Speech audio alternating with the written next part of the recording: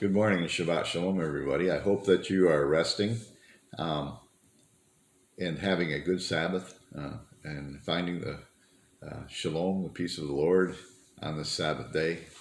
And I just wanted to talk to you a little bit this morning about some things that are not really taught in the Christian church. And as verse 2, Judaism and Messianic faith. So there is some differences, and Jewish people and Messianic people generally celebrate the what we call the feasts of the Lord. Now, in many people in Christian circles call them the feasts of the Jews or the feasts of the Israelites or the feasts of the Hebrew. And that moniker, that name is totally incorrect and non-scriptural. So we need to take a look at what Scripture says. Now, this feast, the Feast of Tabernacles, is a joyous time, but it is a time where every native-born Israelite, Jewish person, is supposed to build a sukkah, a booth, a tabernacle. It's supposed to be built in a specific fashion, built from things where it can be taken down and moved easily, as it was when they were in the wilderness. It has to be not too weather tight. It has to be made from organic, at least the roof is to be made from organic things, palm branches, flowers. You can decorate it with pomegranates too. But it's supposed to be holy, so the wind and the water and you can see the stars through it. And what this is a representation of our lives. We are all in this wilderness, the earth, and we're here temporarily. We have not reached heaven, which is the promised land for us. We have not reached the place of being with the Lord. And we are here enjoying our time. But this Feast of Tabernacles is a celebratory time. And now let's go to where it says in Scripture about the feasts of the Lord, so that you now know that I'm not making things up. We're going to go to Scripture, Bible, okay? You know, I used to stand up in a Christian church and say, "This is my Bible. It's not the opinion of man.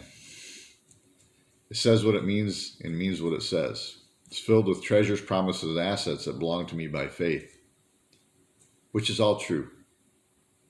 Very true. So let's see what the Lord's opinion of the feast is and what is written in Scripture. And we're going to start with Leviticus. This is in Leviticus 23, and it starts with verse 33. And I'm going to read. "And the Lord said to Moses, say to the Israelites, on the 15th day of the 7th month, the Lord's feast of tabernacles begins, and it lasts for 7 days. The first day is a sacred assembly. Do no regular work.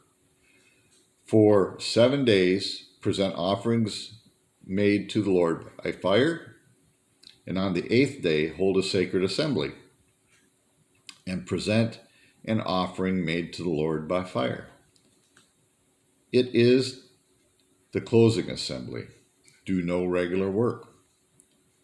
So you have two assemblies. You have a beginning assembly and an ending assembly.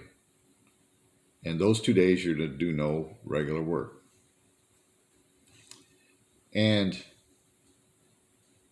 it says here in verse 37, "These are the Lord's appointed feasts, which you are to proclaim as sacred assemblies for bringing offerings made to the Lord by fire, the burnt offerings and the grain offerings. Sacrifices and drink offerings are required for each day. These offerings are in addition to those for the Lord's Sabbath, and in addition to your gifts and whatever you have vowed, all the free will offerings you give to the Lord. So, beginning with the 15th day of the 7th month, after you have gathered the crops of the land, celebrate the festival to the Lord for 7 days. The first day is a day of rest, and the 8th day is a day of rest. And on the first day, you are to take choice fruit from the trees and palm fronds and leafy branches and poplars and rejoice before the Lord. Celebrate this festival to the Lord for 7 days each year.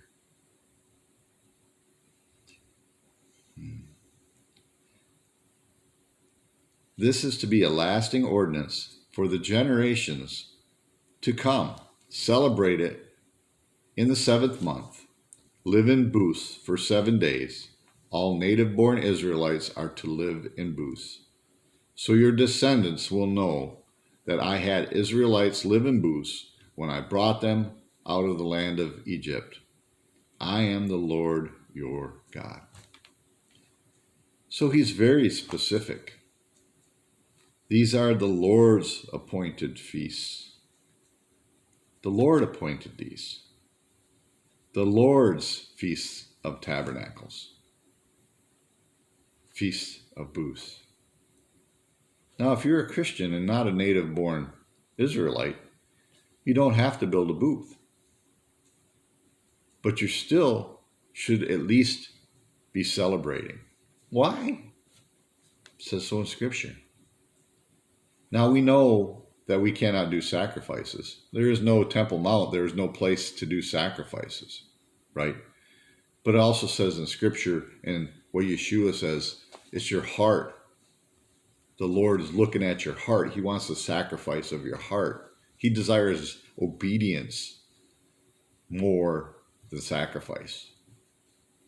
So if you're not celebrating this, the Feast of Tabernacles, you're basically not being obedient to what Scripture says, because these are the Lord's feasts. Okay. Now, these are not taught in the Christian church. This is not something that is important. We celebrate Christmas with big to-do and big fanfare. I see churches selling pumpkins for Halloween. Very common, especially here in the South. More common more common than in the North. I see them selling Christmas trees at the churches. Now, there are things that are intermingled into the Christian faith that were paganistic traditions.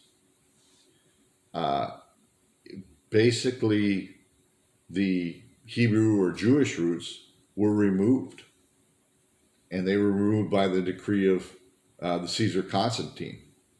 Now, Constantine is like, in Christianity, is looked on with some good eyes, but from a Jewish perspective or a Messianic perspective, he was not good. He stripped everything that was a Jewish tradition away from the faith. And thus, over time, went the feasts of the Lord. So,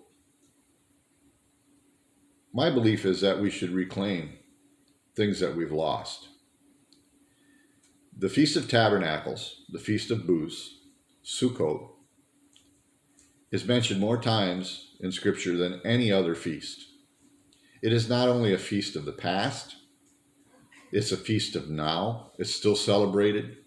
There are those among us who are Christians who are going back to reading what it says in Scripture and doing that.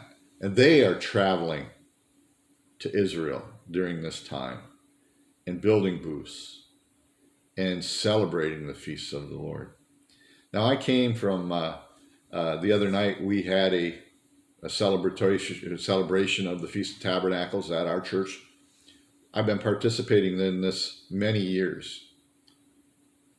But this was truly a celebration of the Lord, with waving of palm fronds, with dancing, with joy in the community of like-minded believers. Community is something that's so important at this time. In 2021, if you're not surrounding yourself with like-minded believers, you need to be doing this. I encourage you. You're missing out on a part of blessing that the Lord has for you. It's not only a blessing for you, it's a blessing for those who are around you. We all have the light of the life of the Lord in us, and we are to share that life with one another. So community, loving and caring, is the backbone of our faith. Love your neighbor as yourself. Isn't that what Yeshua said? Love your neighbor as yourself. That's the most important thing. Sometimes it's the hardest. But I want to encourage you, if you're feeling lonely, if you're a person of faith, if you are a Christian of generations and you're not close to the Lord and you're not close to people, find somebody to hang out with that is of faith, so they can encourage your faith and lift you up, encourage you, and help you in your walk. And celebrate these times. We're to celebrate these feasts. It's not something that was thrown away, but the Lord commanded us to do it. Yeah, it's part of it, but we're not taught that. It's not taught when the Western theologians, they don't teach it. But yet it's so plain when you open up scripture and read. It's right here. I'm not making this up. It's right here. So I encourage you, I bless you today. Take time to celebrate the feast. Our next thing that we have coming up is Simchat Torah, which is the joy of Torah. Celebrating the Torah. And that is the next thing that comes up in the Jewish faith. Also another thing that's not celebrated in Christianity. Shabbat Shalom, everybody. Peace. This is Rabbi Ahava. I hope you enjoyed the message today.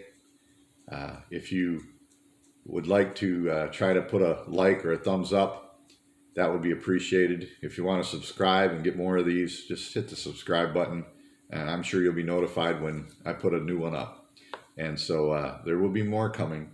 I hope you enjoy the videos I put up from our celebration of the Feast of Tabernacles. Shabbat Shalom.